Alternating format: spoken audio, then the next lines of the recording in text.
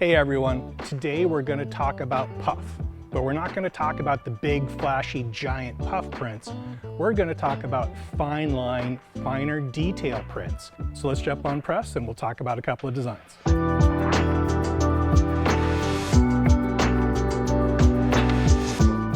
We'll typically see puff used as big, bold parts of the design, because that's where puff really shines, as this big, dramatic, elevated element on the print. But you can also create very dramatic looks with fine detail. As that ink expands out, it can cover up the detail that you want to accomplish in your print.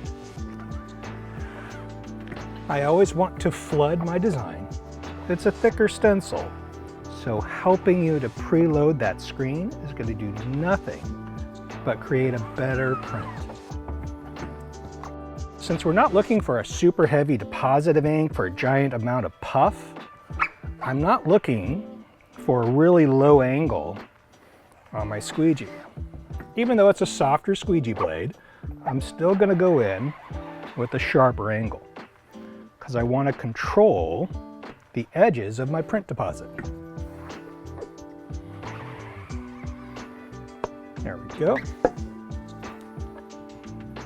So there's my 2-stroke. Now I'm going to flash it and come back with another 2 strokes.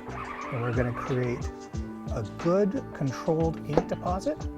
And when it goes through the dryer, it'll end up creating the loft that we want without the massive expansion. In this design, I've taken some line art and then flipped it and knocked it out of black. The goal for this was to show if the ink around it was to then expand and fill in instead of that line puffing and expanding. At 20%, I know that that's going to be a little too much, so I used 15% puff additive into FN Black so that I keep all these finer reverse details in finer lines very clean and sharp. All these little points on the star, they're technically still there, but it's a thick, appreciable ink deposit. Thin lines of the open design here in the tentacles and in the line art, very clean, much more up than out. All directly attributable to the print deposit thickness and the puff percentage. So on this design here, which is one that we showed during our live stream, this is through a 110 mesh at a 20% edition of the FN Puff. And you can see that it has quite a bit of loft. But this design is open enough that you don't really see how much that print has gone out. Now, I decided to take this experiment one step further. This is a 157 thin thread mesh. My stencil thickness is about the same as a standard 110 mesh if you were just to coat it 1-in-1. Again, doesn't sound like anything outlandish, but for a thin thread, that's a pretty thick stencil.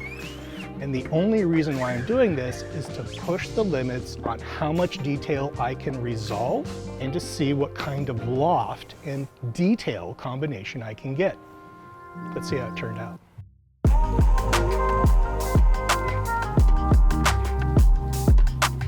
So in this moth design, we wanted to showcase that being big and grand with your puff design is not always necessary. You can create a beautiful subtlety in your design by controlling your puff deposit and going to higher detail. One of the nice bonus elements of printing fine lines with puff is that it creates a slightly spongy feel to the ink. So when you run your hand over it or wear it, you don't notice that it's a thicker, heavier print. It flexes and moves with your body and has a unique, soft feel to it. So when I look at this from a side-on perspective, I have multi-layers here, multi-levels, and it's really engaging to watch. And my brain says, oh, I want to do this next time. I want to create this subtlety effect. I want to add this as an overall art piece next time. So this print test that you're seeing here was the original kicker to do a video on puff and the detail and what you can accomplish by manipulating the art in your print. I did this test to see how puff would behave at different line weights and different line thicknesses. And one of the really neat outcomes was this accordion-like effect, how the shirt would end up puckering in such a way that it's changing the position of the fabric. And when the fabric itself stretched, you could see that it actually acted as ribbing. It contracted the shirt in that area and made it smaller. Thanks for watching, guys. I had a lot of fun diving into what puff can do at higher levels of detail. I got to push the limits on lower end mesh counts. I had a lot of fun doing this. I got to geek out a little bit. Hopefully you guys get a chance to geek out and have some fun as well. If you have any questions, leave a comment below. We'll get back to you. Take care, everyone. We'll see you next time.